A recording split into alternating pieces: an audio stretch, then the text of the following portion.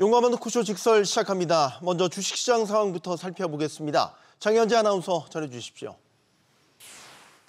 이 시각 시황입니다. 그동안 못 올랐던 걸 한꺼번에 반영하는 건지 허니문 랠리가 이어지는 건지 국내 증시 4거래일 연속 상승합니다.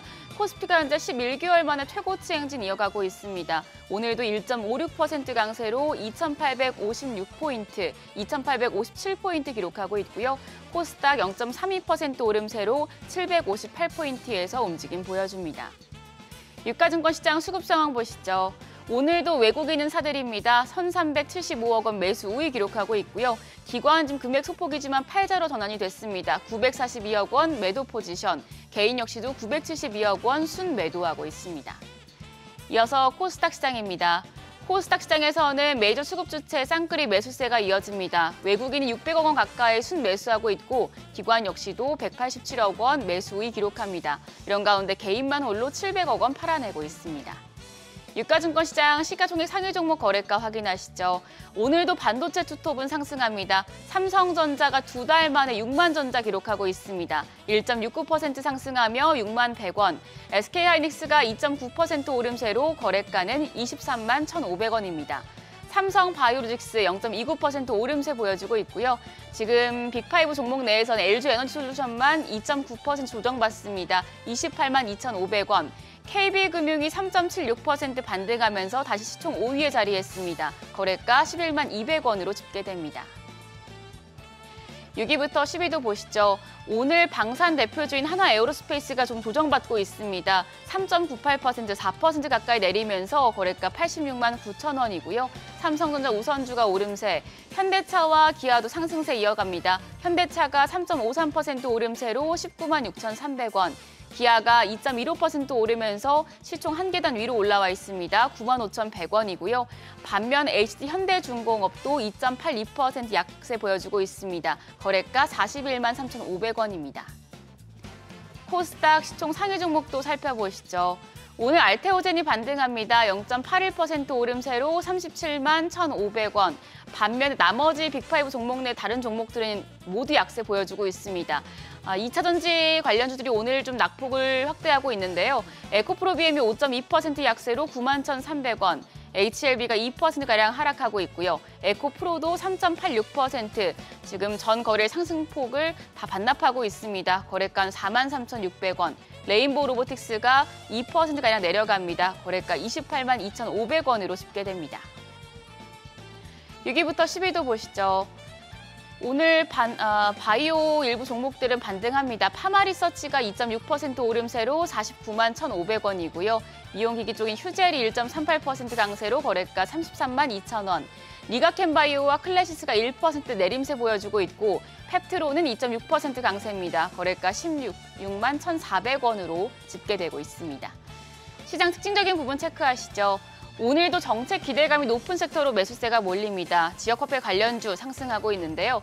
민생 회복을 위한 추가 경정 예산에 지역화폐 관련 예산이 포함될 것으로 예상이 되면서 관련 기업들의 관심이 모아지고 있습니다. 오늘 갤럭시와 머니트리가 상한가 근접할 정도로 시세 분출합니다. 26.8% 급등하며 거래가 11,860원. 코나아이가 14.5% 급등하며 8만 2천 원에 거래되고 있고요. 쿠콘까지도 7.13% 오름세입니다. 현재 거래가 38,350원으로 집계됩니다. 그리고 증권주 같은 경우에 급등 이후에 살짝 조정받았었는데 오늘 반등합니다. 새 정부 증시 활성화 정책과 또 기업 지배구조 변화 등 자본시장 활성화 기대가 커지면서 증권업에 대한 수혜 기대감 이어지고 있는데요. 증권주 내에서는 신영증권 11.9% 오름세로 거래가 13만 5,400원이고요. 하나투자증권이 10%가량 상승합니다. 5,330원. 더불어서 키움증권까지도 8.2% 강세 보여주고 있습니다. 18만 9,600원으로 거래가 집계됩니다. 외환시장 상황 체크하시죠. 오늘 외환시장 1,360원대에서 상승 출발했습니다. 그리고 9시 30분 기준으로는 1,362원 10전이었고요. 현재는 조금 더 상승폭을 키우면서 1,363원 60전에 거래되고 있습니다. 지수 다시 보시죠. 코스피는 1.45% 오름세로 2,852포인트 유지하고 있는 반면에 코스닥은 지금 좀 상승폭을 줄여내고 있습니다. 현재 0.17% 오름세로 757포인트 가리키고 있습니다. 허니문 랠리 이어지고 있습니다. 오늘은 그간 강했던 방산과 조선 쪽에서 조정이 나오고 있고 반도체와 바이오 쪽이 주도권을 갖고 가는데요. 주도주 흐름이 바뀌는 건지 아니면 일시적일 건지 장중에 강한 섹터들 체크하시면서 시장 대응하셔야겠습니다. 지금까지 시장 상황 전해드렸습니다. 시장의 다양한 이슈들을 풀어보는 시장 따라잡기로 이어갑니다. 강관우 더 프리미어 대표 나오셨습니다. 안녕하십니까? 안녕하십니까?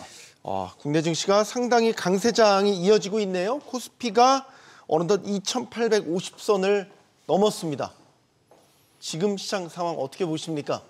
대단하다고는 보이는데 네. 저는 뭐 갈 게 많이 남아 있다 이렇게 봅니다. 지금 금방 우리 아나운서께서 이제 허니문 랠리라는 용어들을 많이 썼어요. 네. 허니문 랠리가 맞죠. 이제 6월 3일날 대선 끝나고 6월 4일부터 막 계속적으로 시장이 달아오르니까 말이죠. 네. 근데 저는 이거를 단순히 이렇게 뭐 신정부 들어와가지고 정책 기대감 여기에 따른 허니문 랠리만으로 이렇게 표현하고 싶지 않아요.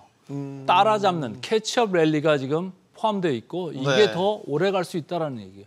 허니문이라는 건 사실은 얼마 안 가잖아요. 기간적으로 봤을 때. 근데 네. 제가 왜 굳이 이렇게 따라잡기, 캐치업 랠리를 말씀을 드리냐면 24년에도 우리 시장이 전 세계에서 꼴찌했던 시장입니다. 네. 그리고 지난 6개월도 대선 전까지만 해도 우리 시장이 되게 눌려 있었잖아요. 눌려 있던 가운데 지금은 무슨 그 반동이 지금 나오고 있잖아요. 되튀는 지금 시장이거든요.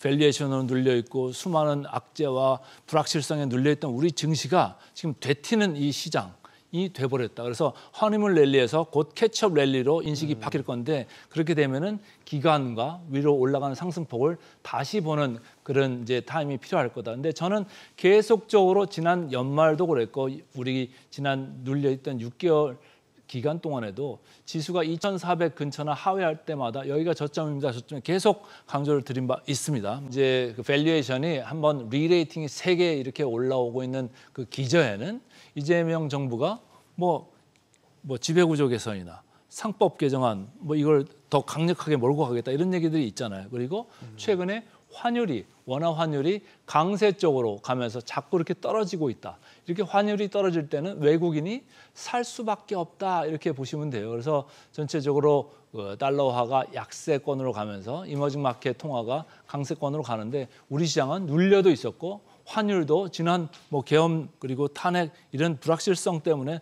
눌려 있지 않았습니까? 그래서 제가 1,470원, 80원 갔을 때 많은 경제 에코노미스트들이 1,500원 뚫고 더 올라갈 거다 이렇게 말씀을 하는 분들이 많았었는데 저는 오히려 1,350원대로 빨리 내려갈 수가 있다. 이게 정상화되는 순간에 우리는 이 달러와 약세와 더불어서 같이 이제 현실화될 거다. 조정이 급격하게 나올 수 있다. 이렇게 봤던 사람 중에 하나인데 지금 저는 환율을 좀 밑쪽으로 보고 있습니다. 그래서 지금 뭐 단기적으로도 1,350선을 터치하는 날이 곧 올 수가 있다 이렇게 보는 거고 좀 중장기적으로 봤을 때도 1,300선을 하회할 가능성도 배제하지 않는다 이렇게 보고 있습니다. 그래서 환율이 이렇게 내려가는 국면에서는 외국인들은 안 들어올 수가 없을 겁니다. 네.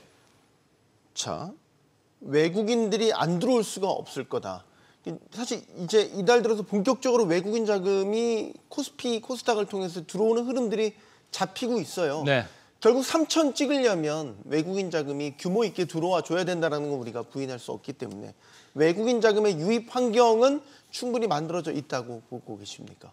저는 뭐 외국인들이 충분히 들어올 수밖에 없다. 지난번에 제가 이제 MSCI 이머징 마켓 얘기를 하면서 우리 앞에 중국이 있고 인도 있고 대만이 있다 이렇게 말씀을 드렸어요. 네. 그동안 보면은 우리가 MSCI 이머징 마켓 비중이 뭐 한 1년 전만 해도 10%대에 있었는데 그게 9% 언더로 쳐졌었거든요. 그러니까 네. 많이 비워놨었는데 최근에 중국 시장 보면은 뭐 항생도 그렇습니다. 약간 조정 그런 느낌이 좀 나오잖아요. 그래서 일부 자금들이 우리 시장에 들어올 수도 있다. 이렇게 말씀을 드리고 싶고 네. 외국인 지분율 차트 한번 볼까요? 외국인 지분율 차트가 뭐 하염없이 작년에 계속 내려왔댔습니다. 지금 파란 줄로 이렇게 점선으로 표시된 건데 많이 내려갈 때는 31 뭐 중반까지도 갔었잖아요. 근데 네. 지금 이제 32% 초중반으로 이렇게 고개를 들고 있죠. 그래서 외국인 지분율이 이제는 줄 만큼 줄었다. 저게 가장 그 많이 영향을 줬던 회사는 당연히 삼성전자죠.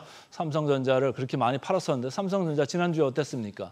계속적으로 외국인들이 다시 감아서 들어오고 있다. 그래서 일주일 연속으로 있어요. 네, 그러니까 이제 외국인 지분율이 50.0%를 하회했던 삼성전자는 삼성전자였는데 이제는 다시 위쪽으로 보면서 올라갈 수밖에 없다. 왜? 삼성전자는요, 우리 시장 시가총액의 상당 부분을 차지합니다. 그래서 그걸 보면은 우선주 가지고 하면 거의 뭐 20% 정도까지 육박을 해요. 그러면 시장이 올라가는데 삼성전자가 없으면 어떻게 될까요? 수익률이 좋을 수가 없어요. 그렇죠? 네. 그러니까 대표적인 주식이기 때문에 알파, 그러니까 삼성전자에 국한한 호재가 지금 빈약함에도 불구하고 시장이 올라가기 때문에 삼성전자는 다시 6만 전자를 지금 트라이하고 있다, 이렇게 이해를 하시면 좋고요. 자, 아까도 계속 말씀드렸습니다마는 원화 환율이 내려갈 때는 우리 시장은 올라갈 수밖에 없습니다. 환율과 우리 시장의 그 역의 상관관계, 그 차트를 좀 보여드리고 싶은데요. 자, 환율이 쭉 이렇게 내려가는 그림이 나옵니다. 빨간 선으로 이렇게 표시되어 있는데 이렇게 내려가는 국면에서는 언제나 그랬습니다. 외국인들은 사서 들어올 수밖에 없다. 그걸 계속 강조를 드렸는데 이번에는 발동이 좀 늦게 걸렸죠. 그래서 발동이 늦게 걸린 만큼 올라가는 게 아주 급하게 올라가는 그런 각도를 그려내고 있는데 어쨌든 환율이 1450이나 다시 1500 이쪽으로 되튀지 않고 오히려 1350이나 1300을 중장기적으로 보면서 가는 시장이다. 이렇게 하고 볼 때는 외국인들 입장에서는 한국 시장을 배제할 수가 없는 거예요. 그리고 지금 정부에서도 오히려 이머징 마켓 펀드 이쪽 말고 MSCI 선진국 지수를 지금 얘기하기 시작했잖아요. 그래서 여러 가지 제도적으로도 그렇고 시장 여건이 그쪽으로 가는 방향으로 간다면 시가총액이 먼저 올라가는, 그러니까 코스피 지수가 먼저 올라가서 MSCI 선진국 지수 편입을 기다리는 그런 모습을 갖출 수도 있겠다. 그런 기대감이 점차적으로 들어올 수 있다, 이렇게 보고 있습니다. 그러면 지금의 좋은 흐름을 타고 코스피 3000 달성 가능하다고 보시는지요? 지금의 속도나 한번 기세를 타면 또 쭉쭉 올라가는 게 또 속도감 있게 올라가지 않습니까? 제가 이제 계속적으로 저같이 이렇게 얘기하는 분이 많지는 않던데 저는 항상 말씀드릴 때 기업들의 이익, 그거를 한 글자로 대변하는 게 ROE라고 말씀을 네. 드렸습니다. 자기 자본 이익률 이렇게 말씀을 드리는데 네. 금년에 우리나라 기업들이 벌어들이는 코스피 상장 기업들의 ROE 예상 수치입니다만은 9.0%입니다. 그러니까 9.0%라는 얘기는 뭐냐면 우리 시장의 선행 PBR이 대충 0.9 이상은 돼야 된다, 이런 얘기고요. 내년도 26년에 우리 코스피 기업들의 예상 ROE는 9.5% 내외가 됩니다. 그렇다고 보면은 우리 선행 PBR은 9.5에서 1.0까지 가도 전혀 문제가 없다, 이런 얘기예요. 그래서 아까 말씀드릴 때 우리 시장의 지금 선행 PBR 0.94배라고 했습니다. 그래서 저는 1.0배 수준까지는 충분히 근접할 수 있다. 그리고 우리 시장이 상법 개정안이나 이런 거 저런 걸 하면서 비효율을 좀 걷어내고 그리고 배당이나 이런 것도 조금 더 늘어난다고 하면은 지난 15년의 PBR 평균은 1.0배까지는 무리 없이 달성할 수 있다. 그래서 최근에 주가가 올라온 각도나 기울기, 속도를 보면은 여러분들이 야, 이제 좀 팔아야 되는 거 아닙니까? 이런 생각을 할 수도 있습니다만은 제가 아까도 말씀드릴 때 주가 차트를 볼 거냐, 아니면 우리나라 기업들이 가지고 있는 이 튼튼한 ROE나 저평가된 밸류에이션을 볼 거냐, 그 차이일 것 같은데 저는 그래서 계속적으로 3,000선 돌파도 시도를 할 수가 있다. 일단은 뭐 2,900에서 3,000선에 안착을 해야 되겠죠. 3,000선을 돌파하려면 여러 가지 이제 정책들이 이제 필요한데 아까 말씀드린 MSCI 선진국 지수 편입을 위한 여러 가지 이제 제도적인 보완이나 그런 준비도 필요할 거고, 그다음에 기업들이 더 이익을 내고 배당을 더 많이 하는 그런 능동적인 자세로 좀 변하는 것도 필요할 거고 해서 저는 결국은 중장기적으로 봤을 때는 3,000선을 뭐 빠르면은 금년 하반기 아니면 내년 초래도 저는 돌파할 거다, 이렇게 보고 있습니다. 네. 자, 지금 지수가 오르고 증시 부양에 대한 기대감이 커지니까 증권주에 대한 수급도 상당히 양호하게 바뀌었어요. 주가가 많이 올랐어요. 증권주에 대한 매력도가 지금 딱 올라가는 시점이라고 보십니까? 저는 증권주는 뭐 벌써 한 2달 반 전부터 말씀을 드렸던 사람 중에 하나인데 네. 최근에 증권주 오늘도 뭐 상당히 지금 강하게 올라가는 느낌인데 네. 저는 증권주는 여러 가지로 좀 좋게 봐왔습니다. 그리고 지금도 긍정적으로 보고 있는 게 경제가 활성화되고 시장이 활성화되면 증권주는 들어오는 수입이 커질 수밖에 없는 그런 구조를 가지고 있다, 이런 말씀입니다. 경제가 좋아진다라고 하면은 경제가 활성화되면 안 하던 딜도 이제 하게 되거든요. 그러면 IB 사업부라는 기업 금융 이런 파트 같은 데도 보면 돈 빌려주는 것도 아니면 투자하는 것도 더 많아질 수 있습니다. 거기에서 벌어들이는 소득이 더 많아질 수가 있다. 그것까지도 좀 생각을 해야 되고 시장이 활성화되면 당연히 거래대금이 늘어나니까 거기서 들어오는 수수료가 많이 늘어날 수가 있죠. 그런데 시장에서 지금 예를 들어서 대장주격인 뭐 큰 회사 증권주들을 보면은 이익은 그 정도로 상향을 급하게 올리지 않고 있는 것 같습니다. 목표 주가를 지나간 그런 주식들도 아직 보이는데요. 근데 제가 볼 때는 멀티플을 좀 위쪽으로 좀 보고 싶다 이런 말씀입니다. 무슨 얘기냐면 이익을 충분히 늘어날 것을 감안해 가지고 증권주에 예상 이익에 넣지 않았다. 이게 더 생각보다 더 늘어날 수 있다. 그렇다고 보면은 시장에서 못 따라가고 있는 EPS 추정, 이익 추정을 대신해서 멀티플을 올려서 상향해서 봐야 된다. 이렇게 보고 있고요. 은행주와 비교를 해서는 은행주 대비해서는 은행주는 사실은 자기 북, 그러니까 자기가 가지고 있는 자기 자본이라는 이 북에 비해서 레버리지가 엄청 큰 데거든요. 은행은 한 12에서 13배 정도의 그 레버리지를 쓰는 데입니다. 자기들이 취한 예금 그리고 은행채 같은 걸 발행해가지고 여기저기 대출도 하고 뭐 투자도 하고 이렇게 해서 돈을 벌이는데 그렇게 레버리지를 많이 했음에도 불구하고 ROE 그러니까 벌어들이는 수익성이 증권보다 좀 약해요. 물론 이제 배당은 뭐 증권주보다 조금 더 주죠. 그래서 저는 은행주, 증권주 둘 놓고 봤을 때 뭘 취할 거냐 여러분 저는 오히려 이렇게 시장 대세 상승기에서는 은행주도 좋지만 증권주에 더 방점을 두고 싶다 이렇게 말씀을 정리하겠습니다. 네.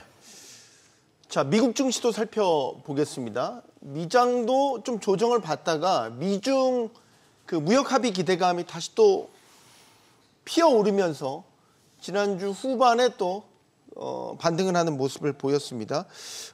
우리 서학개미들이 많이 사는 종목이 근데 테슬라잖아요. 테슬라는 또 지금 글쎄요. 트럼프 대통령과 일론 머스크 CEO 간의 갈등 때문에 그런지 모르겠는데 많이 또 주가 조정을 받고 있고요. 참 고민스러운 시점입니다. 저는 여기 나올 때마다 항상 테슬라에 대해서 뭐 다 좋은데 네. 다 좋고 여러분들 좋아하는 것도 알고 그런데 계속적으로 죄송하지만은 긍정적인 멘트는 별로 안 드렸었어요. 네. 항상 제가 내세웠던 게 너무 비쌉니다. 지금 그리고 전기차 업황 이쪽이 좋은 것도 아니고 이쪽에서 할인 판매가 계속적으로 이어지고 있고 앞으로도 또 이어질 것 같고 이런 상황이다. 그런데 거기에 밑에 우리 시장에 이제 참여하고 있는 2차 전지 시장에 참여하고 있는 양극재, 음극재, 전해질, 분리막 뭐 이 밸류체인 선상에 있는 회사들의 마진이 그러면 과연 좋아질 수가 있는 거냐? 그리고 볼륨도 과연 좋아질 수가 있을까? 뭐 ESS 시장 가면서 조금 또 희망을 걸고 있는 사람들도 있는 거는 같은데 네. 저는 기본적으로 테슬라가 이제 위치해 있는 전기차 시장에서의 그런 성장의 그 둔화 이런 거는 조금 시장 가격에 좀 덜 반영됐다 이런 생각을 많이 했던 사람이고 오히려 로보택시 이쪽에 기대감이 상당히 많이 들어와 있다. 이런 거를 이제 제가 강조했던 사람입니다. 그럼에도 불구하고 로보택시 하면은 또 생각나는 게 우버라는 회사가 있잖아요. 네. 이 앞서가는 우버의 선행 PR도 30배 초반밖에 안 되는데 이 전기차를 하고 로보택시를 한다는 테슬라의 그 선행 PR은 지금 주가가 엄청나게 급락을 했음에도 불구하고 130배입니다. 무려. 미국 S&P가 20배 초반인데 그거에 대비해 가지고 6배나 높은 이런 가격대인데 물론 이제 모멘텀으로 급락을 했기 때문에 뭐 반등이 좀 올 수는 있다. 그런데 최근에 좀 문제가 생긴 게 그거잖아요. 트럼프랑 아주 친한 친구였다가 트럼프하고 지금 등을 지는 이런 지금 상황이 나오고 있어가지고 앞으로 이쪽에서 규제 완화가 될 거라고 생각했던 사람들의 생각이 좀 달라질 수가 있겠다. 미국 정부에서 규제를 완화해주고 보조금이나 뭐 이런 걸 계속적으로 강력하게 지원을 해줘야지 테슬라가 조금 먹고 살 길이 좀 좋아지는 건데 그게 아니고 야 저기 막아버려 규제 그냥 계속해 이런 식으로 간다고 하면은 지금의 높은 밸류에이션이 과연 정당화될 수 있을 것인가 유지될 수 있을 것인가 저는 그래서 거기에 대해서는 아직까지도 의문 부호가 있다 이렇게 봅니다. 그래서 저는 오히려 테슬라 지금 서학개미들 많이 하시는데 그동안 조금 많이 버신 분들은 오히려 그 차익 실현하시고 우리나라 시장이 훨씬 강력해질 수 있다. 들어오셔라. 환율 내려가고 있다. 테슬라 주식에서 뭐 반등은 있을 수 있습니다만 환율에서 또 다시 깨질 수 있다. 그런 거 생각하면은 나갔던 100조 넘는 이 서학개미들 자금 중에서 일부만 들어와도 우리 시장은 그 반등 모멘트 계속 이어질 수 있다 이렇게 보는 사람입니다.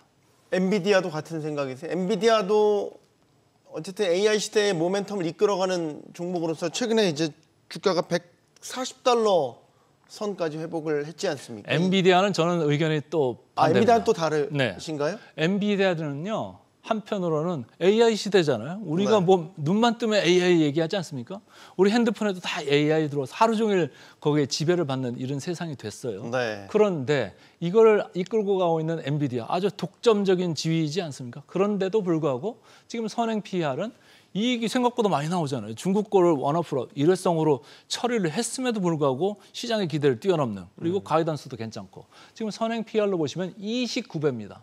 지난번에 우리가 지금 140불 이 언저리에 있을 때는 그때는 선행 PBR이 35배 정도 수준이었어요. 네. 근데 이게 가격이 비슷해졌는데 29배로 내려갔다는 얘기는요. 이익이 더 늘어날 거다라는 수치가 지금 애널리스트들이 시장에서 계속적으로 이익을 상향시키고 있는 이런 회사다 이렇게 보시면 돼요. 그래서 최근에 뭐 중동발 또 좋은 뉴스도 나왔고 해가지고 엔비디아는 테슬라와는 좀 다른 양상으로 저는 오히려 시장을 끌고 갈 수 있고 오히려 방어막 역할을 할 수 있는 이런 회사로 봅니다. 그래서 우리나라 삼성전자, SK하이닉스도 여기 밸류체인 선상에서 상당히 좋을 수 있다. 특히 SK하이닉스는 알파와 베타 그러니까 개별 회사의 기업 호재가 있는 그런 게 많죠. 그리고 밸류에이션도 엔비디아 아까 29배라고 했는데 SK하이닉스 지금 5배, 6배밖에 안 돼요. 네. 그래서 상당히 괜찮으니까 엔비디아도 좋고 우리 시장에 있는 것도 싼 게 있다 이렇게 말씀을 드리겠습니다. 마지막 질문입니다. 그럼 지금 투자 전략을 어떻게 짜볼까? 예를 들어서 이제 국장과 미장을 같이 하시는 분들은 밸런스 조정이 좀 포트 조정이 있어야 될 필요성도 있어 보이고 어쨌든 우리 장이 지금 2850선, 3000선을 향해서 힘있게 지금 치고 나가고 있는 시점입니다. 투자 전략 변화에 조언을 좀 해주신다면 너무 이렇게 급하게 맘먹고 너무 차익실현을 빨리빨리 하지 말자 이런 말씀을 좀 드리고 싶고 네. 그동안에 많이 올랐던 우리 국내에서 이제 일부 테마가 붙은 이제 고평가 종목군들이 있습니다. 그거 열심히 빨리 조금 줄이시고 최근에 이제 각광을 받기 시작했고 여전히 아직도 많이 떠들지 않고 있는 뭐 저PBR주나 고배당주 이쪽으로 조금 옮겨가시는 게 어떤가 이런 생각입니다. 미국 서학개미를 하시는 분들한테는 미국에서는 뭐 AI 관련주나 반도체 관련주 이쪽에 많이 좀 집중을 하셔라. 특히 미국에서는 뭐 마이크론 테크놀로지 같은 경우는 지금 PER이 선행 PER이 13배 정도밖에 안 됩니다. 아까 네. 말씀드릴 때 엔비디아 29배 정도라고 말씀드렸잖아요. 13배 정도면 뭐 살만하죠. 미국 S&P에 뭐 반밖에 안 되는 그런 정도니까 그러니까 일부 종목으로 좀 이렇게 국한을 시켜서 집중으로 좀 하시는 게 좋을 것 같고 한국으로 좀 돌아오시는 게 어떤가 이렇게 보고 있습니다. 알겠습니다. 시장 따라잡기 여기서 마무리하겠습니다. 더 프리미어 강관우 대표였습니다. 고맙습니다.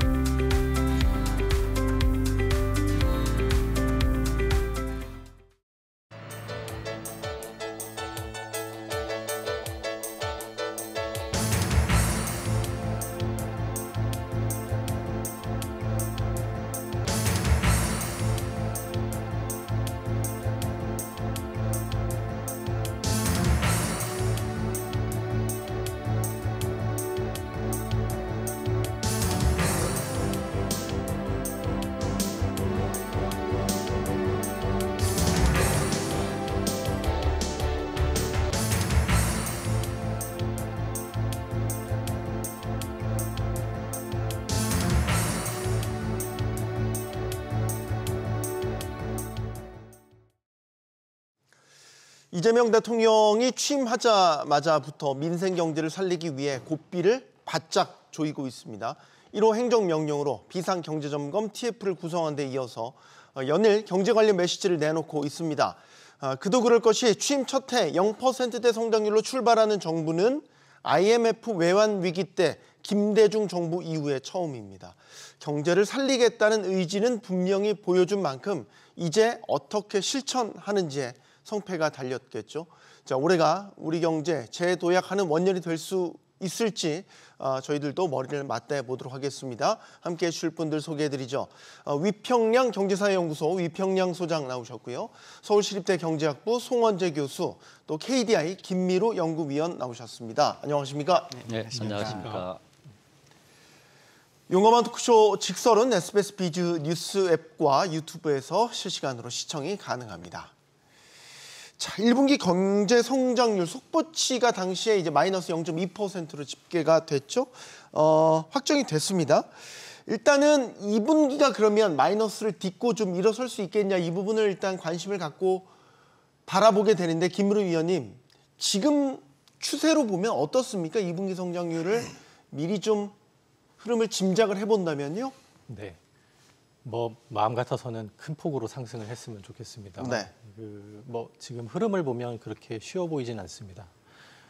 흐름을 간단히만 말씀을 드리면, 네. 저희 1분기 상당히 어려운 분기를 지나왔죠. 그러니까 작년 말에 있었던 계엄 사태로 인해서 가계나 기업 모두 심리가 크게 위축이 됐었고, 국내외 요인뿐만 아니라 트럼프 대통령 취임을 하면서 굉장히 오락가락하는 정책 때문에 대외 불확실성도 많이 올라갔었고, 이렇게 불확실성이 확대되다 보면 당연히 가계 입장에서는 하려고 했던 소비도 예비적 저축 동기가 발현이 되면서 좀 뒤로 미루게 되고, 기업도 투자를 하려다가도 좀 더 뒤로 미루게 되는, 그러니까 이런 이연 현상들이 발생하면서 내수 회복이 예상보다 많이 더뎠고요. 네. 그리고 2월 달에는 굉장히 안타까운 고속도로에서의 사건도 있었고, 사고도 네. 있었고, 3월 말이지만 이제 대규모 산불도 발생하면서 여러 가지 악재들이 있었습니다. 2분기 들어서면서 좀 반등할 것으로 예측을 할 수도 있겠지만, 2분기부터 좀 안 좋은 모습은 트럼프 대통령이 밀어붙인 관세 정책이 우리나라에 부정적 영향을 가시적으로 이제 나타내고 있는 것 같은 모양새거든요. 수출 같은 경우에는 반도체 수출이 아직은 안 되고 있다라고 말씀드리기는 어렵지만, 그 증가세가 둔화되고 있는 추세이고, 그 나머지 분야, 이제 철강이나 알루미늄 같은 관세에 직접적인 영향을 받은 부분은 미국으로의 수출이 감소하고 있고, 네. 심지어 이제 미국 관세 정책에 많은 영향을 받은 중국으로의 수출도 감소하고 있는 이런 모습이 나타나고 있어서, 그동안 이제 2023년 3분기 이후로 우리 경제를 수출이 이끌어 왔었거든요. 이제 그것이 좀 둔화되는 추세로 들어가고 있어서 좀 아쉬운 모습이고, 또 한편으로 그럼 내수가 빠르게 상승하는 모습을 보이느냐? 소비를 살펴보면 한 3월부터 자동차 개소세 인하가 있지 않았습니까? 그래서 네. 자동차 쪽으로 소비는 비교적 잘 되고 있는데, 그 이외에 뭐 내구재, 준내구재, 다른 소비들이 이렇다 할 반등의 모습을 아직 보여주진 못하고 있거든요. 그러면 설비 투자는 또 어떤가 보면, 설비 투자는 사실 작년 중반 넘어서면서 항공기 투자, 이제 운송 장비 투자 중심으로 좀 살아나고, 네. 그 뒤에 반도체 투자가 다시 바톤 터치하면서 살아나는 모습을 보이면서 흐름이 그렇게 나쁘다고 보이진 않는데, 다만 최근 들어서는 그 반도체 투자 이외의 다른 투자들은 여전히 좀 부진한 모습을 지속하고 있는 상황이고요. 마지막으로 건설 투자는 잘 아시다시피 계속 하락하고 있는 상황입니다. 이 건설 쪽에서는 뒤에서 좀 더 자세히 말씀드리겠지만 좀 추세적 하락이 이어지고 있는 상황이고, 물론 이제 선행지표 일부에서 긍정적인 모습도 나타나지만, 그 선행지표가 실현되기까지는 상당한 시차가 있는 업권이거든요. 그래서 이런 모습을 봤을 네. 때 1분기에 워낙 안 좋았으니까 기술적으로 반등하는 모양새가 다소 있긴 하겠지만, 큰 폭의 반등을 기대하기는 좀 어렵지 않나, 그렇게 생각하고 있습니다. 최소한 그래도 마이너스 성장은 벗어날 수 있겠죠. 이게 뭐 전 분기 대비 전 분기가 이제 마이너스였으니까 성장률이라는 게 이제 비교치를 말하는 건 아니겠습니까? 네. 어떻게 보십니까? 2분기 성장. 2분기 성장은 당연히 플러스로 전환돼야죠. 네. 돼야 되는 건 이제 네. 기존 뭐 이렇게 전제로 놓고 네. 이제 어느 정도 반등할 거냐. 예. 우리나라 그 경제 성장률이 2분기 연속 마이너스였던 적은 IMF 경제 위기 외에는 없었거든요. 네. 그러니까 그 정도까지 큰 충격이었냐고 생각해 보면 저는 그 정도까지는 아닐 거라고 이렇게 생각을 합니다. 그래서 아마 다음 분기에는 플러스를 전환하게 할 건데 근데 이게 단순히 기저효과의 가능성이 높기 때문에 사실은 추세적 전환이 일어났다 보기에는 어려울 것 같고요. 네. 그래서 앞으로 3분기까지 한번 봐야지 어느 정도 이게 추세가 변했다라는 것을 판단할 수 있지 않을까 그렇게 생각을 합니다. 이게 이제 한국은행 올해 성장률 전망치 0.8%. 물론 반토막을 냈지만 0.8% 달성을 하기 위해서는 사실 2분기 마이너스로 가면 안 되죠. 플러스로 가야 되는 거죠. 예, 아무튼 제가 생각하는 거는 지금 앞서 두 분 말씀하신 것에 대해서 포괄적으로 이렇게 네. 동의를 하는데 어찌됐든 어려웠습니다만 내수 경제가 활성화될 겁니다. 예컨대 1분기가 0.246% 마이너스로 역성장됐잖아요. 근데 어찌됐든 지금 새 정부가 출범을 했고 그리고 민주주의 회복이 된 거 아니겠어요? 그래서 국민들의 이제 활동이 굉장히 증가할 것이고, 그다음에 특히 이제 5월 1일 날 이제 추경 13조 8천억 정도 이렇게 했었잖아요. 그 영향도 있고, 그다음에 이제 더 중요한 거는 뭐 앞으로 이제 2차 어떤 추경이 될 것이고, 거기에 대한 것을 이제 그 추정을 해서 기업들도 투자할 수 있을 것이고. 특히 이제 민주화가 되고 대한민국이 좀 바뀌어졌다라고 하면 그 외국인들, 외국 기업인들, 외국 투자들 이분들이 굉장히 많이 한국에 투자할 그 기본이 돼 있기 때문에 저는 개인적으로는 어찌됐든 2분기는 플러스로 될 것이다. 그래서 종합적으로 아까 이제 김미로 위원님께서 말씀하신 포괄적인 측면이 있긴 하지만 네. 적어도 대한민국에 이제 새 정부가 들어서서 이제 추경 예산하고 그다음에 추가적으로 이제 내년도 예산 이렇게 딱 정책 방향을 잡으면 대한민국이 일단 굉장히 어렵지만 플러스로 돌아서지 않겠나 이렇게 생각이 됩니다.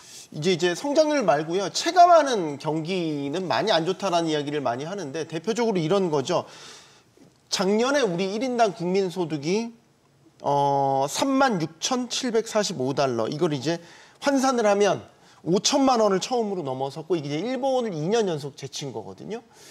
그러니까 소득이 1인당 소득이 그렇게 5천만 원을 넘어섰는데 왜 예를 들어서 내 삶은 그렇게 오히려 뒷걸음질 쳤지 이제 이런 식의 이제 체감적인 부분을 많이 이야기들을 하세요. 왜 그런 거라고 보세요? 예, 우선 우리의 이제 개인적인 어떤 소득이 올라가긴 했지만, 네. 그다음에 달러로 해서도 5천만 원 넘어서겠지만 실제로 평균적인 겁니다. GDP 대비 그렇죠. 평균이기 때문에 그런데 이제 소득 수준이 양극화돼 있죠. 예컨대 수출이 되고 대기업이라든지 대기업 근로자들 이쪽에 부자들 쪽에는 능력이 되는 거고 나머지 80% 이하 국민 전체들에게는 그 소득 수준이 정감이 안 되는 겁니다. 낮게 돼 있고 그래서 그것이 물가가 그렇게 많이 올라가 있었잖아요. 그래서 물가 상승과 소득 수준 같은 경우를 감안하면 실제로 물가 상승하다 보면 소득이 이렇게 실제로 증가하다고 보지는 못합니다. 낮을 수밖에 없다. 손해를 봤다고 볼 수 있고 그래서 양극화가 심해져 있기 때문에 소득이 올라간다 하더라도 평균적으로 올라갈 겁니다만 딱 이렇게 양극화를 하면 상위 20%는 괜찮은데 나머지 80%는 거의 이제 느낌을 못 받는다. 네. 그렇게 봅니다. 우리가 이제 김민우 위원님 GDP라고 해서 생산을 따지기도 하지만 이제 GNI라고 해서 이제 소득도 집계를 하지 않습니까? 그러니까 1분기 국민 총소득이 보니까 전 분기 대비 0.1% 증가 하는데 딱 그쳤단 말이죠. 네. 이게 보면 생산과 함께 소비 소득 부분도 이렇게 좀 뭐라 해야 될까 성장세가 멈췄다 이렇게 해석을 해야 되는 겁니까? 사실 0.1%의 성장은 미미한 성장이죠. 무의미하다고 봐야 되나요? 거의 비슷한 성장인데 그 요인을 조금만 뜯어보면 네. 말씀하신 대로 국민 소득이라는 것은 결국 우리 국민이 생산한 것에서 나오는 거죠. 그러니까 GDP에서 비롯되는 것인데 이 GDP를 국민 소득으로 환산하는 과정에서 교역 조건이라는 개념이 좀 중요하게 작용을 합니다. 교역 조건이라고 하는 것이 결국 우리가 만들어서 수출하는 물건의 가치와 우리가 수입해서 주로 쓰는 물건의 가치의 상대 가치의 변화라고 보시면 되는데요. 네. 당연히 우리가 수입해서 쓰는 물건의 가치에 비해서 우리가 생산해서 만들어서 파는 물건의 가치가 더 높아지면 똑같은 양을 생산을 하더라도 소득 측면에서는 더 나아지는 측면이 있고요. 근데 이 교역 조건이 전분기 대비로는 조금 안 좋아진 면이 있어서 그 무역 결과를 이제 실질화하는 과정에서 보면 국민 소득이 소폭 감소한 면이 있고요. 반면에 이제 국외 순수취 요소 소득이라는 것이 있는데요. 이제 GNI에서 이것은 우리나라 국민이 외국에서 일을 하고 받아온 임금이나 주식 투자나 채권 투자를 해서 받아온 배당이나 이자 소득 같은 거를 포함하게 되는데 네. 이 부분에 있어서는 직전 분기보다 오히려 좀 1분기가 나은 모습을 보여서 그것들이 서로 합쳐지면 보합세로 한 0.1% 정도 증가한 모습으로 보입니다. 알겠습니다. 자, 지금 이야기되고 있는 게 이제 추경입니다. 추경을 이재명 정부에서 추가 추경을 이야기를 하고 있는데 추경을 그럼 어떻게 편성할 것인가 다양한 방안들이 이야기가 나오고 있단 말이죠. 근데 지금 아까 건설 경기는 계속 제자리라고 말씀드렸잖아요. 그래서 우리 소위 추경에 건설 관련된 인프라 예산들 담기도 하지 않습니까? 이런 부분 필요하다고 보세요? 송 교수님? 예, 저는 필요하다고 봅니다. 그러니까 지금 우리나라의 경제 추세를 반전시키는 게 가장 큰 목적이라고 하면 어찌 보면 경제 성장의 불쏘시개 역할을 할 수 있는 가장 중요하고 좋은 산업이 건설업이거든요. 그래서 건설업이 지금 많이 위축되어 있는 상황에서 좀 새 정부에서 건설에 대한 과감한 투자를 하겠다는 메시지를 전해주는 것만으로도 분명 우리 경제에 긍정적 영향을 줄 수 있을 것이라고 생각을 하고요. 근데 이제 물론 이것이 이제 걱정되는 것이 과연 지금 새 정부 들어서서 과연 부동산 정책이 앞으로 어떻게 될 것이냐 굉장히 사람들의 관심이 많거든요. 네. 건설에 투자에 들어가는 이런 정부 지출이라든가 예산이 혹시라도 부동산 시장을 자극하지 않을까 그런 걱정이 되긴 해요. 그럼에도 불구하고 전체적으로 경제를 성장으로 다시 전환시키기 위해서는 건설 투자가 필요하다. 저는 그렇게 보는 입장입니다. 예, 저도 한 말씀 더 네, 드리면 예, 말씀하십시오. 지금 현재 우리나라 건설이 GDP 대비해서 건설 부가가치가 15.5% 굉장히 높습니다.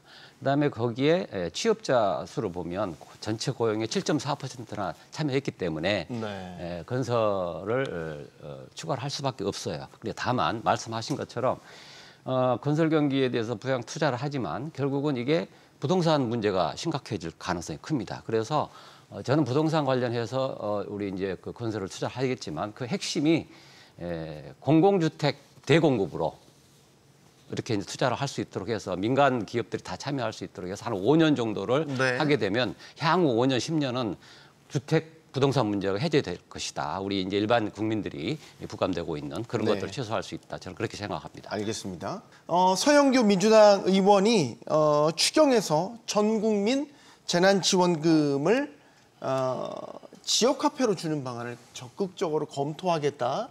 이제 이런 뜻을 밝혔단 말이죠. 이제 전 국민 재난지원금 하면은 이제 구분 없이 다 전 국민에게 지급되는 이제 그런 지원금을 얘기하게 될 텐데 일단 어떻게 생각하시는지 이야기를 좀 들어보겠습니다. 김우리 위원님. 네. 전 국민 재난지원금 이야기가 또 나왔습니다. 네.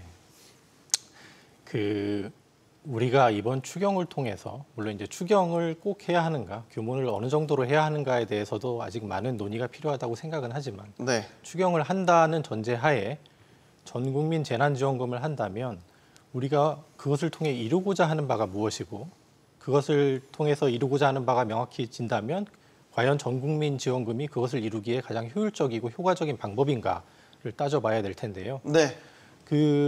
제 개인적인 생각입니다만 추경을 만약에 하게 된다면 그 목적은 크게 두 가지로 생각할 수 있을 것 같습니다. 첫 번째는 취약계층 보호고요. 네. 두 번째는 경기 진작이 되겠죠. 그래서 먼저 취약계층 보호의 측면에서 살펴보면 이미 많은 연구에서 언급이 되었다시피 죄송합니다. 취약계층 보호보다 이제 경기 진작 측면에서 먼저 좀 소비 진작 우선순위를 네. 좀 살펴보면 많은 연구에서 언급이 됐다시피 소득 수준이 낮을수록 추가적인 소득이 발생했을 때 소비로 연결되는 비중, 우리가 이제 한계 소비 성향이라고 하죠. 네. 그것이 더 높다라고 알려져 있습니다. 그래서 똑같은 재원을 소모한다고 했을 때는 아무래도 좀 어려운 분들, 경제적으로 어려운 분들에게 도움을 주는 것이 소비 진작 효과는 상대적으로 더 클 것이고 또 당연히 같은 재원을 나눠준다고 하면 어려운 분들에게 집중해서 줄 때 취약계층 보호 측면에서도 더 나을 측면이 있기 때문에 굳이 신속성을 제외하고 이 정책의 효과성을 따진다면 당연히 선별적으로 취약계층에게 주는 것이 더 낫다라고 저는 개인적으로 생각을 하고 있고요. 조금만 더 말씀을 드리면 신속성과 관련해서 코로나19 시기에는 우리 경제가 지금 어떤 흐름으로 가고 있는지, 도대체 어떤 업종이 힘든지, 그리고 어떤 분들이 경제 활동에서 많은 제약을 받고 있는지를 실시간으로 파악하는 게 굉장히 어려웠습니다. 처음 겪어보는 일이니까요.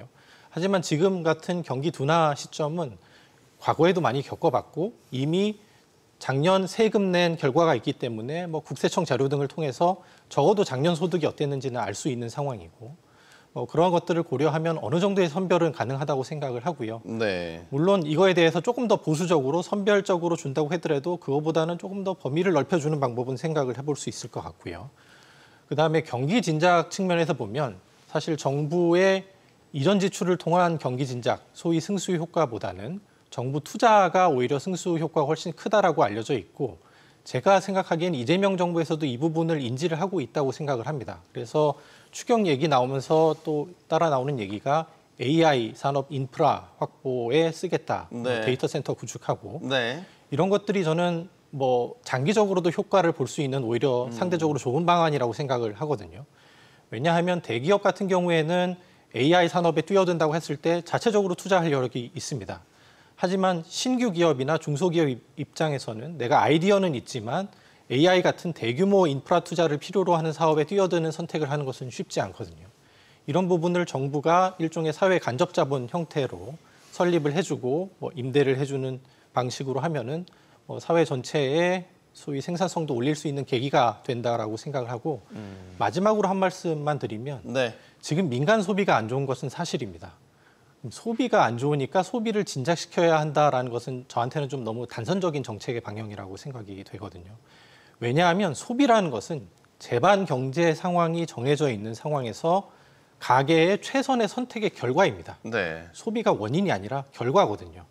그러면은 아까 이제 위원님께서도 지금 양극화가 일어나고 있다라고 말씀을 주셨는데 1분기 가계 동향 조사를 보게 되면 1분위는 소득이 오히려 명목으로도 떨어졌고 1, 2분위는 실질로도 좀 떨어진 것 같습니다. 상대적으로 소득 수준이 어려운 분들이죠. 반면에 3, 4, 5분위는 명목으로도 올랐고 실질로도 오른 것으로 나타나고 있거든요. 이런 모습을 살펴본다면 3, 4, 5분위의 소비가 잘 안 되고 있는 것은 지금 당장의 소득이 어려운 면보다도 우리 경제가 앞으로 잠재 성장률이 떨어질 가능성이 높으니까 미리 대비를 하고 있는 측면이 있다라고 보여지면 지금 당장의 소비 진작 정책은 당장에 어느 정도의 효과를 볼 수 있겠지만 그때가 지나면 없어지는 것이고요. 조금 더 장기적인 소비, 구조적인 소비 진작을 위해서는 구조 개혁을 필요로 하는 것이죠. 뒤에 좀 더 자세히 말씀드리겠지만 그런 관점에서 접근을 하면 좋겠다. 물론 당연히 취약계층 보호는 신속하게 할 필요가 있고 네. 생각하고 있습니다. 위원님 말씀을 전반적으로 들어보면 지금 전국민 재난지원금 같은 이제 이전 소득 같은 거에 해당되겠죠. 전반적으로 반대 기류의 의견을 좀 표명해 주셨고 생각들이 좀 다르실 것 같아요. 소장님. 네, 저도 비슷합니다. 일단은 그 정치적 관점에서 보면 전 국민에 대해서 1인당 25만 원 얘기가 나왔지 않습니까? 네. 이게 정치적 관점에서 그렇게 될 수밖에 없는데 아까 얘기하신 것처럼 경제적 효과 관점에서 보면 선별적으로 해야 되는 것이 굉장히 효율적이다. 저는 그렇게 생각해서 결국은 제가 보니까 아무튼 이제 상위 10%, 20%까지 이렇게 나오는데 상위 네. 10%를 그러니까 전체 1인당 25만 원을 계산을 하고 그 금액으로 상위 10% 우리 이제 국민들 소득 자산 국민들에게는 아무튼 명분으로 이제 감사하게 하고 나머지 이제 80% 미만 이제 국민들에게 이렇게 25만 원씩 지시를 하게 되면 네. 소비 성향이 훨씬 높습니다. 내수 경제 활성화에 굉장히 필요합니다. 그래서 2차 우리 그 추경 예산은 반드시 필요한 것이고 그렇게 해서 이제 내수 경제 활성화와 소비 성향 활성화를 위한 경제적 관점에서 이렇게 해야 된다. 저는 그렇게 생각합니다. 직접적인 소비 활성화에 대한 편성에 예. 대해서는 찬성하시는 예, 거고 예. 다만 주는 대상에 있어서 선별할 필요가 있겠다라고 예, 그렇습니다. 보시는 거고. 네. 비슷한 부분도 있고 조금 차이가 있는 부분도 있고 송 교수님. 저는 우리 박사님 의견처럼 이제 이 정책은 이번 추경에는 유보했으면 좋겠다는 입장입니다. 네, 그럼에도 불구하고 이재명 대통령이 후보 시절부터 당대표 시절부터 이 주장을 오랫동안 해오셨어요. 우리 국민들 다 알고 있습니다. 그렇기 때문에 어찌 보면 이번에 당선이 되셨다는 얘기는 이런 어떤 지역 화폐를 통해서 전 국민에게 뭐 내란 지원금이라고 했었죠. 뭐 지급할 수 있는 명분을 어찌 보면 드렸다. 저는 이렇게 생각을 해요. 그래서 대통령이 실행할 수도 있고 지금 뭐 국회에서 당연히 뭐 민주당이 다수를 차지하고 있기 때문에 네. 분명히 뭐 실행은 될 거예요. 그럼에도 불구하고 지금 당장 실행은 안 했으면 좋겠다는 이유가 무엇이냐면 그 예전에 문재인 대통령 당선되셨을 때 문재인 대통령이 사실 그 당선 득표율이 50%가 안 됐거든요. 그럼에도 불구하고 집권 초기에 굉장히 많은 국민적 지지를 얻으셨어요. 그래서 우리 국민의 통합을 이루실 것이다. 이렇게 여야의 통합뿐만 아니라 남북한 통합도 이루실 것이라는 큰 기대를 가지고 지지율이 굉장히 올랐거든요. 네. 그래서 문재인 마케팅이란 말도 나오고 뭐 속된 말로 뭐 제인아 하고 싶은 것 뭐 다 우리 제인이 하고 싶은 거 다 해 이런 말이 나올 만큼 네, 이미 하고 싶은 대로 네. 뭐 이런 이야기도 있었죠. 있었어요. 그러니까 그만큼 국민적 지지를 많이 받으셨단 말이에요. 근데 저는 지금 이재명 대통령께서 그 정도 국민적 지지를 받으셨다고 느낌이 들진 않아요. 그러니까 과반 가까이 표를 받긴 하셨지만 그래도 아직까지는 좀 국민적 통합을 위해서 애쓰실 때이고 그렇다면 이 정책에 대해서 찬성하는 사람도 많지만 반대하는 사람도 분명히 많단 말이에요. 그렇다면 좀 여론의 추이를 보고 이 정책이 왜 필요하고 얼마나 도움이 되는지에 대해서 충분히 국민들이 납득할 수 있을 만큼 설득을 하는 시간이 필요하다고 생각을 합니다.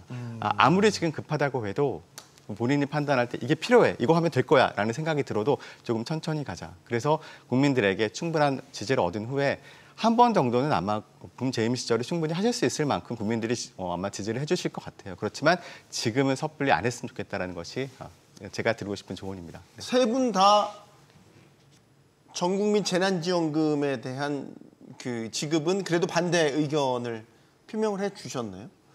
저는 반대를 하지 않습니다. 그러니까 선별적 지원을 이제 말씀하신 거고. 네, 선별적 지원 네. 얘기한 거고 내수경제 활성화를 위해서 그다음에 이것이 내수경제 활성화가 제대로 되어야만이 우리나라의 지금 경제 위기잖아요.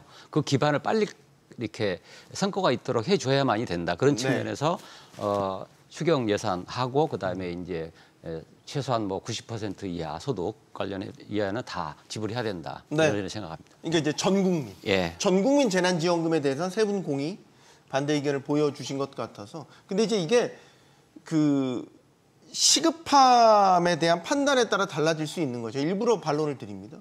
일회성으로 지급이 되는 거고 지금이 가장 필요한 때라고 판단이 되면 우리 과거 코로나19 그때 한참 팬데믹 심할 때 지급됐었지 않습니까?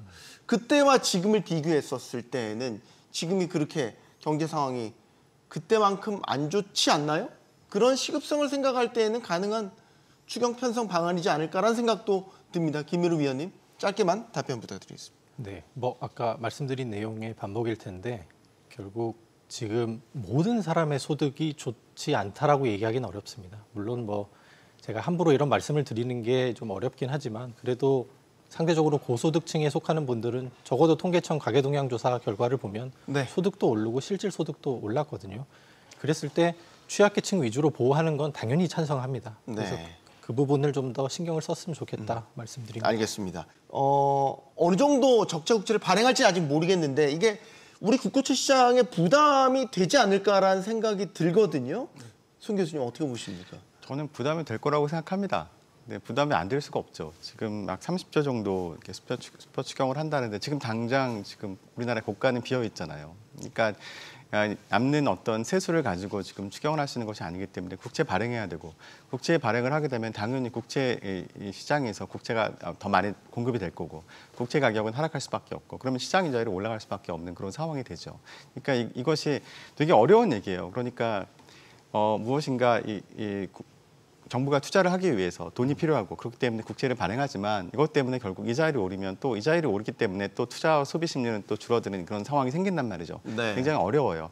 이제 그럼에도 불구하고 저는 그렇게 생각해요. 아까도 말씀드렸지만 이것이 왜 필요하고 아까 말씀하신 대로 이것이 어떤 효과를 가져올지에 대해서 충분한 설명이 필요하다고 생각을 해요. 그러니까 그 정부 지출이 지금 이렇게 30조만큼의 그 추가적인 추경을 통해서 이루어지면 어떤 효과를 기대할 수 있는지 이것으로 인해서 누가 혜택을 더 볼 수 있는지 누구는 그 어떤 약간의 그 고통을 감내해야 되는지 그런 얘기들이 좀 충분히 오간 후에 그리고 나서 지금 아직 정부 초기잖아요. 네. 그럼 약간의 저는 여야 간에 물론 좀 정치적인 어떤 사건도 있었지만 약간의 허니문식기가 있을 수 있다고 생각을 하거든요. 그 사이에 충분히 좀 여야가 협의하는 모습도 보여주고 국민들에게 설득하는 시간도 좀 보여줄 필요가 있지 않나 그렇게 생각합니다. 예, 저 같은 경우는 지금 예를 들자면 1차가 13조 8천억 정도 했었잖아요. 네. 그래서 저는 평소 주장해온 게 최소 30조를 돼야 된다라고 했었고 지난 2월달에 이제 지금 이제 민주당이 이 34조 7천억인가를 그 했었어요. 정도를 주장했었죠. 했었죠. 네. 그러면 지금 최소 20조 정도를 해줘야만이 된다는 보고 그게 이제 국가 부채와 관련된 채무와 관련된 것이 있는데 G20 선진국의 GDP 대비 국가 채무는 한 121%예요. 근데 한국은 지금 GDP 대비 국가 채무가 50%가 안 됩니다. 지금 작년 정부에서도 어떻게 봤냐면 앞으로 3년, 4년 정도로 50% 미만으로 해놨단 말이에요. 네. 상대적으로 대한민국의 우리나라의 어떤 채무 기준이 GDP 대비 채무가 굉장히 안정적입니다. 따라서 안정적인 건 뭐 재정 안정성 때문에 했는데 그것 때문에 실패한 게 많아요. 그래서 초기에 해주지 않으면 나중에 이제 여러 가지 문제가 또 발생되기 때문에 올해 새 정부가 그렇게 해줘야만이 아까 말씀드린 저성장 기반 구조를 지금 갖춰줘야 됩니다. 이런 측면에서 저는 강하게 해줘야 된다는 생각을 합니다. 네. 자, 자연스럽게 이야기가 좀 재정 운용에 대한 방향으로 넘어가게 됐습니다. 윤석열 이전 정부와 이제 이재명 정부의 가장 큰 재정 운용에 있어서 차이점은 취임사에서도 드러났죠. 이재명 대통령 재정 마중물로 경제 선순환을 되살리겠다. 아마도 지금 방향을 보면 재정의 적극적인 역할을 좀 주문하고 강조하고 있는 것 같습니다. 그래서 내년도 예산안에 지금 이재명 정부의 기조를 보면 더 늘어날 것 같아요. 확장 재정이 갈 것 같아요. 그래서 처음으로 700조 원을 넘길 수도 있을 것 같습니다. 김미루 위원님. 네. 지금 전망이 맞다면 재정 확장 기조로 가겠다라는 건데 동의하십니까? 굉장히 어려운 질문입니다. 죄송합니다. 사실 그냥 예산 질문만 드렸어야 되는데.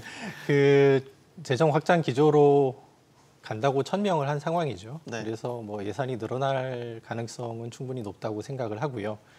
관련해서 이제 과거의 기재부, 지금까지 기재부가 가지고 있었던 예산 기능을 분리시켜서 대통령실이나 혹은 이제 비상경제 TF로 이전한다거나 네. 혹은 국무총리 산하로 이전하는 뭐 이런 안도 논의가 되고 있습니다.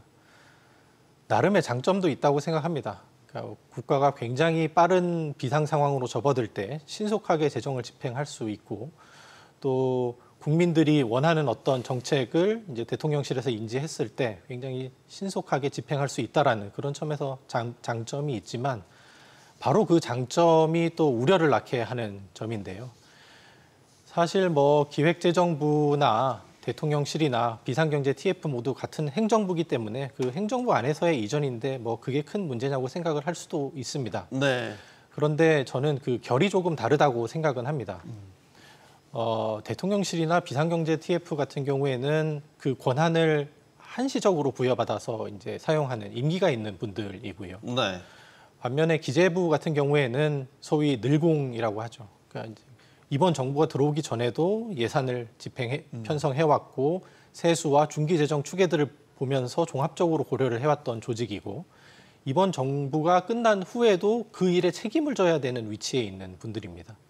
그러니까 이런 이 두 임기의 차이가 있기 때문에 인센티브의 차이는 어느 정도 있을 수밖에 없다라고 생각을 하고요. 그래서 재정 건전성 측면에서 우려가 되는 부분이 있다라고 말씀을 드리는데 다만 이것이 국회에서 견제가 잘 되면 됩니다. 원래 행정부에서 예산을 짜고 그것을 국회에서 관리 감독하면서 최종 예산을 결정하는 것이기 때문에 근데 지금 국회 같은 경우에도 여당이 다수당인 상황이라서 그 재정 안정성에 대한 우려는 뭐 시장에서는 다소 가지고 있는 것으로 보이고 그 결과로 사실 이재명 대통령 취임 전후해서 장기물 국채 금리는 15bp 이상 올랐거든요. 이게 추경 가능성 그리고 향후에 재정 운영이 확장적으로 될 가능성을 시장에서는 어느 정도 반영을 하고 있는 상황이라서 이 부분도 잘 염두에 두고 국정 운영을 해주셨으면 하는 바람이 있습니다. 네. 지금 이제 김미루 위원님의 말씀이 좀 이제 두 가지 주제가 같이 복합적으로 말씀을 해 주셔서요. 따로 떼놓고 얘기를 해 보죠. 일단은 확장 재정에 대한 재정 운영 방향에 대한 의견부터 먼저 여쭙겠습니다, 송 교수님.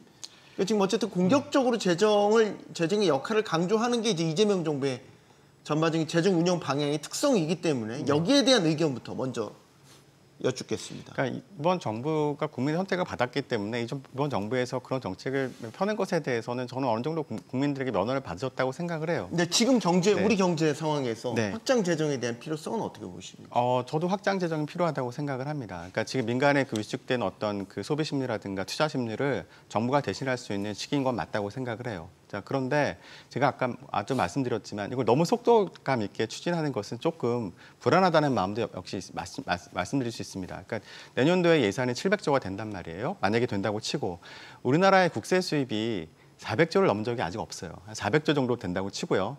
그다음에 세외 수입, 뭐 국민연금이라든가 아니면 뭐 벌금이라든가 과태료 같은 정부가 얻는 세외 수입이 한 150조쯤 됩니다. 그러면 정부가 1년에 얻을 수 있는 수입이 550조 내외예요. 그러면 700조를 쓴다고 하면 1년에 한 150조 정도의 그럼 어쩔 수 없이 그럼 적자 예산이 나올 수밖에 없단 말이죠. 네. 그러면 누군가 분명히 물을 거예요. 이거 어떻게 메꿀 거예요? 그 150조는 어떻게 하실 겁니까? 그러면 이것이 지금 현재 정부 부채가 GDP 대비 50%밖에 안 된다고 해도 여기에 대해서 우리나라 정부 그 정부 부채가 안정적이라고 보는 그 학자들은 별로 없을 겁니다. 왜냐하면 앞으로 우리나라는 의무 지출이 계속 늘어날 거란 말이에요. 그러니까 의무 지출이라고 하면 각종 공적연금이라든가 네. 아니면 지방교부세 이런 것들은 늘어날 수밖에 없어요. 지금 지방이 소멸되고 있는 상황에서 결과적으로는 지방교부세도 많이 갈 수밖에 없단 말이에요. 자, 그러면 이것을 어떻게 메울 것인가? 그러면 이 재정 건전성 문제에 대해서 이재명 정부가 뭔가 답을 해줘야 돼요. 국민들에게 이러한 지금 슈퍼 추경을 하건 아니면 내년도에 또 크게 정부 재정 확장 재정을 하건 이렇게 하면 어쩔 수 없이 정말 빚을 많이 지게 됩니다. 그렇지만 이것은 어떻게 관리하겠습니다. 이것이 우리 후손들에게 큰 짐이 되지 않도록 어떤 식으로 하겠습니다라는 그랜드한 어떤 로드맵이 있고 설명을 해야 되는데 아직까지 그것은 보이지 않거든요. 그러니까 지금 이 정부가 당장 해야 될 일은 저는 그것이 아닐까라는 생각이 듭니다. 위 소장님. 네, 저는 아무튼 우리나라 지금 현재 예상 700조 넘어야 된다고 저는 봅니다. 넘어야 된다고? 네, 넘어야 당위성을. 된다고. 네. 왜냐하면 아까 말씀드린 것처럼 지금 대한민국의 구조가 너무 어렵습니다. 우리가 막 그동안에 이제 기재부든 정부가 재정 건전성을 위해서 계속해 와서 그나마 이제 뭐 실패도 있어요. 예컨대 23년, 24년 해가지고 87조 정도를 갖다가 세수 결손도 냈죠. 결국 재정 건전성 실패를 한 겁니다.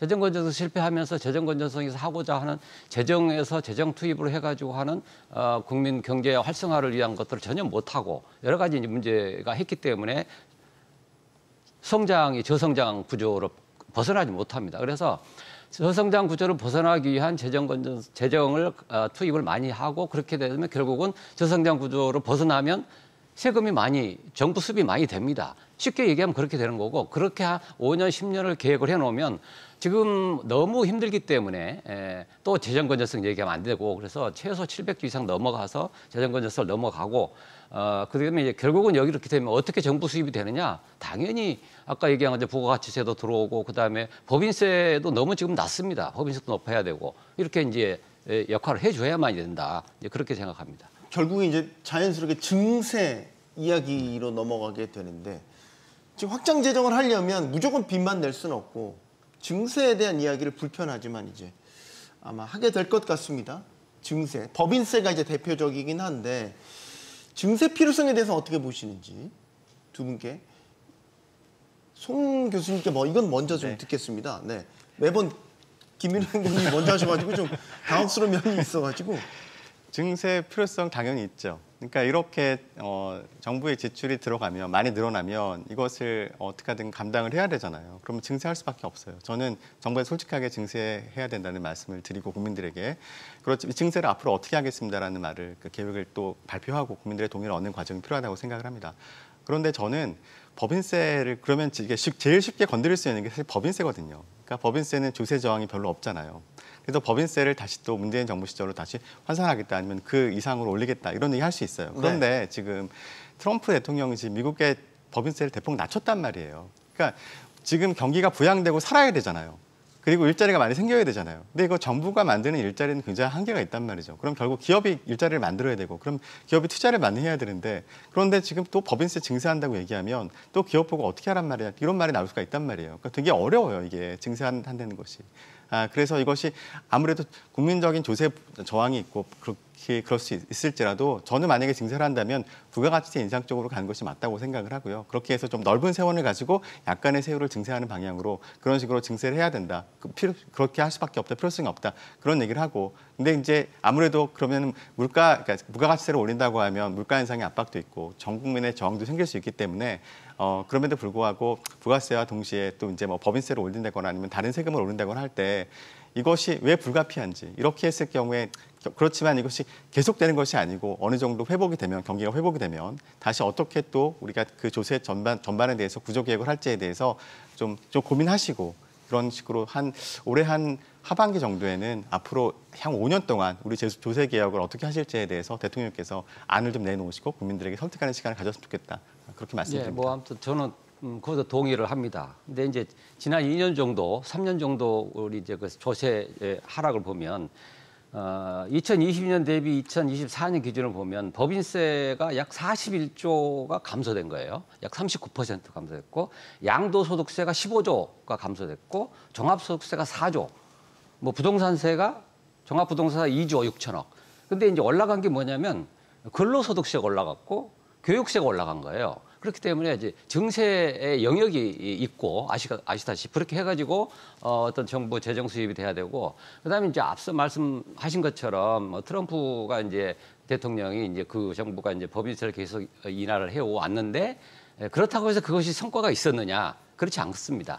그래서 대한민국의 현 시점에 우리나라의 이제 대법인들, 대기업들에 대한 법인세는 높아줘야만이 실제로 최근에서 뭐 그분들의 어떤 뭐 시설 투자라든지 이런 것들이 낮았거든요. 그래서 지금 어차피 5년 정도 계획을 잡고 대한민국의 정부 정책이 경제 정책이 이렇게 가겠다라고 하면 지금 아마도 법인세를 높인다 하더라도 기업들이 투자할 것이다. 혁신 디지털 AI 혁신과 관련된 것도 있고 아까 말씀하신 중소기업 같은 거 투자할 수 있도록 지원해주고 이렇게 되면 당연히 법인세도 큰 의미가 있다. 저는 이렇게 생각을 합니다. 위 소장님 법인세를 올려야 된다 말씀이시군요. 근데 동의하기가 어려운 것이 지금 이 정부 들어오자마자 새로 나온 것이 또 상법 개정하고 노란봉투법 다시 들고 나왔단 말이에요. 그러니까 기업에게 투자를 위축시키는 그런 법안들을 새로 만들면서 입법하면서 법인세까지 올린다고 하면 기업 보고 뭐 어떻게 하라는 얘기냐는 소리 들을 수밖에 없어요. 그러니까 지금 AI에 관련돼서 100조 투자하겠다고 얘기하잖아요. 대통령께서. 근데 기업이 투자하게 만들려면 인센티브를 줘야 되잖아요. 근데 이것이 모두 다 기업의 투자를 위축시키는 방향으로만 정책이 이루어지면 안 된다고 생각을 하고요. 그래서 지금 법인세 인상은 약간은 좀 시기상조라고 생각을 하고요. 이 모든 것들이 좀 조화롭게 잘 이루어졌으면 좋겠다는 말씀 드리고 싶습니다. 네, 법인세를 두고 의견이 좀 다르십니다. 김민우 위원님, 이제 듣겠습니다. 네, 제가 세제 전문가가 아니라 어떤 세제를 활용해야 되는지에 대해서 자세히 말씀드리긴 좀 어렵고요. 다만 이제 증세를 당장 시작해야 된다 그렇게 말씀을 드리진 않겠습니다. 그러니까 지금 경기가 안 좋은 상황이고 앞서 두 분께서도 경기 진작이 필요한 상황이라고 진단을 하신다면 뭐 지금은 조금 재정 적자가 나더라도 재정을 쓰면서 가는 상황이 뭐 맞다라고 저도 동의를 할 수밖에 없게 되는데요. 다만 지금 당장 증세를 하지 않더라도 증세에 대한 논의는 당장 시작을 해야 된다고 생각을 합니다. 이 두 분 의견 나누는 과정에서도 들으셨겠지만 어떤 세금을 올리는 것이 가장 부작용을 적게 하면서 효율적으로 세금을 거둘 것이냐에 대해서도 의견이 분분한 상황이거든요.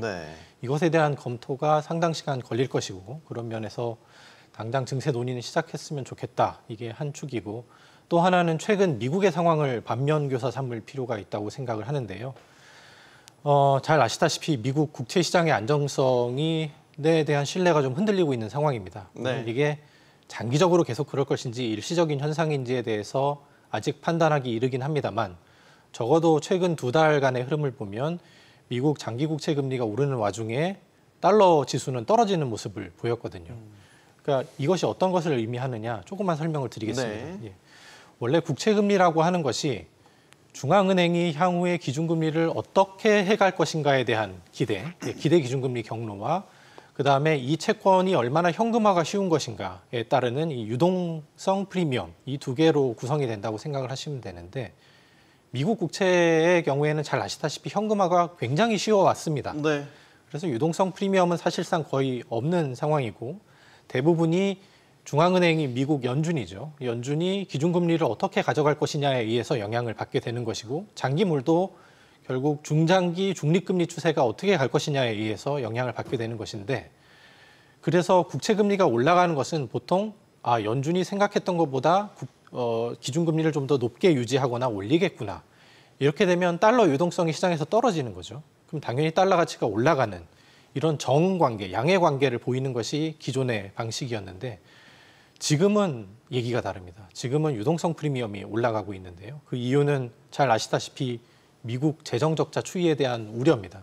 이미 우리나라 돈으로 5경 원이 넘는 국가 부채를 지고 있는 국가인데 앞으로도 뭐 사회보장에 필요한 돈이나 메디케어 등으로 더 지출이 예정돼 있는 상황. 네. 앞서 교수님이 말씀해 주셨던 우리나라가 지금 앞으로 걸어갈 상황과 매우 유사한 상황으로 우려를 받고 있는 와중에 네. 트럼프 대통령이 감세한 얘기를 하면서 굉장히 급격히 악화된 면이 있거든요.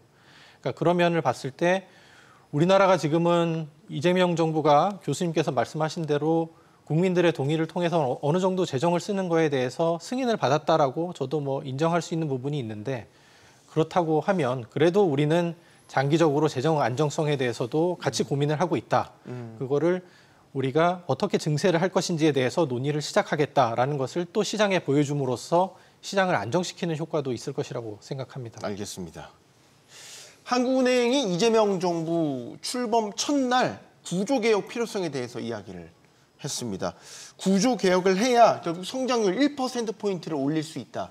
이 얘기거든요. 여기서 얘기하는 구조개혁은 우리의 노동시장 개혁, 그다음에 인구 구조에 대한 개혁. 결국 저성장 고령화가 우리의 성장률을 갉아먹는 주원인이다. 이렇게 보고 있습니다. 경제학자로서 어떻게 보십니까? 한국은행의 저 분석. 한국은행이 너무 당연한 얘기를 했다고 생각을 합니다. 그러니까 왜 한국은행만 얘기를 하고 있는지 잘 모르겠어요. 여러 군데서 똑같은 얘기를 해야 될 것 같고요. 지금 상황에서는. 지금 이 상황에서 결과적으로 그러니까 정부가 할 수 있는 역할이 그렇게 크진 않다라는 사실은 돌려서 한 얘기라고 저는 생각을 해요. 그러니까 네. 전반적으로 우리나라 경제 구조가 너무 지금 취약한 상황으로 변질되고 있기 때문에 이걸 뒤집어야 된다라는 얘기를 한 것 같고요. 저는 그중에서도 이번 정부에서 제일 먼저 서둘러야 될 것이 전 노동개혁이라고 생각을 합니다. 그러니까 지금 지난 윤석열 정부에서 그 주 52시간제에 대해서 근로시간을 좀 탄력적으로 한다거나 이것에 대한 논의를 하다가 흐지부지 되고 못했어요.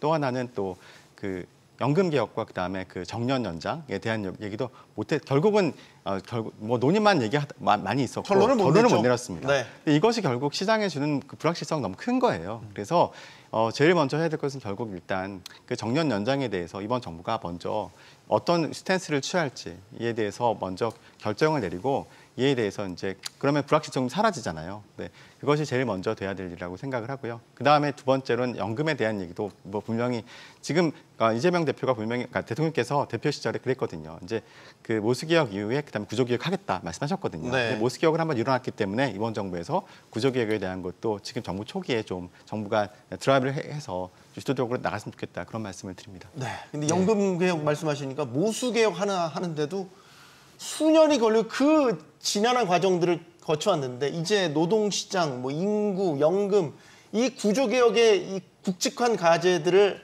어떤 방향을 제시해서 어떻게 사회적 합의를 끌어낼 것인가. 제가 험난하다는 생각은 분명히 듭니다. 네, 매우 어렵습니다. 어려운데요. 한국은행이 이렇게 강하게 얘기했던 사례는 저는 IMF 이후에 제가 이제 많이 봤었는데 실제로 가장 강하게 지금 얘기한 게 전 적극적으로 동의를 합니다.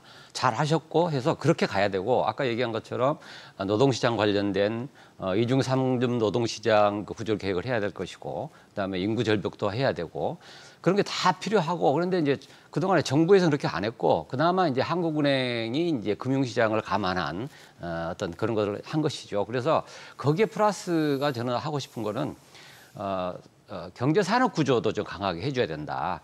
예컨대 이제 지금까지의 이제 대기업 중심으로 우리나라 수출을 해 왔었는데 그것이 지난 20년, 뭐 15년만 했는데 그게 약해진 거예요.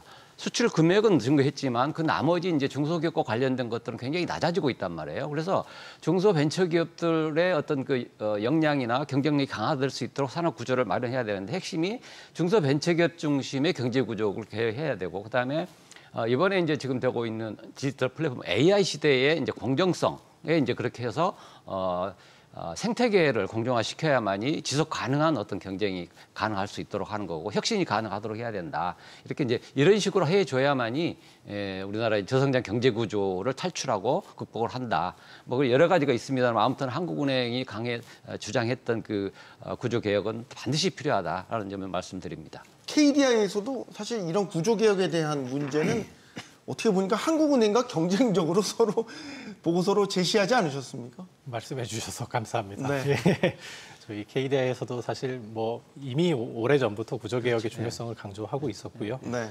그 교수님께서 말씀하신 방안에 전적으로 동의합니다. 지금 우리나라 잠재 성장률에 대한 우려에 대해서도 저희도 얘기를 했고 한국은행도 얘기를 했고 이러다가 조만간 역성장을 하게 되는 걸 볼 수도 있다라는 말씀을 드렸는데 가장 큰 요인이 노동 투입 증가세의 둔화입니다.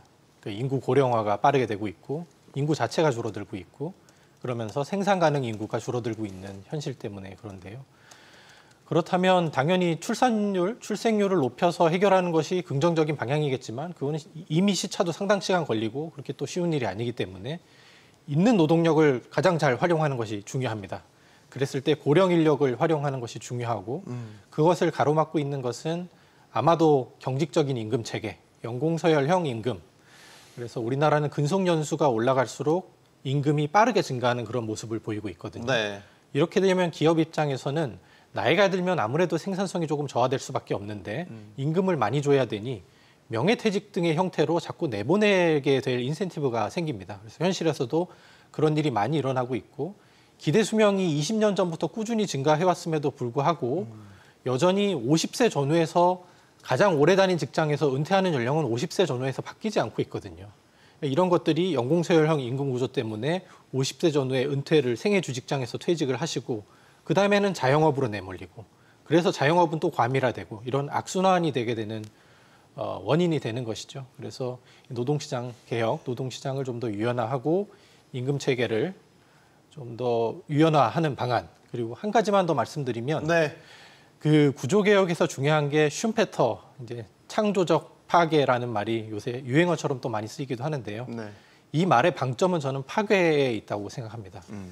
정책 금융 같은 것들이 재정 정책의 일환으로서 소위 너무 많이 이제 좀 생산성이 떨어지는 기업에게 지급이 됨으로써 한계 기업, 소위 좀비 기업을 양산하고 이런 한정된 자원이 생산적인 곳으로 집중되지 못하고 비생산적인 곳으로 남아있게 되는 그런 원인이 되는데 우리가 제가 자주 드리는 말씀인데 취약한 가게는 보호해야 하지만 취약한 기업을 보호할 필요는 없습니다. 취약한 기업은 시장에서 도태되고 그 자리에 새롭게 아이디어가 있고 혁신성이 있는 기업이 들어서서 그런 기업들이 한정된 자원을 쓸 수 있도록 해주는 그런 선순환 구조를 만드는 작업도 필요하다라고 말씀드리고 싶습니다. 알겠습니다. 이재명 정부가 경제 위기 극복을 내세우며 각종 현안들을 속도감 있게 다루고 또 개혁 과제들을 추진하고 있습니다. 일하는 정부의 모습을 보여주는 것은 좋은데 너무 또 앞만 보고 몰아치게 되면 또 다른 탈이 날 수 있습니다. 좌우도 살펴야 안 넘어지고 균형감을 찾습니다. 토론 마치겠습니다. 여기는 모든 경제가 모이는 SBS 비즈입니다. 시청해주신 여러분 고맙습니다.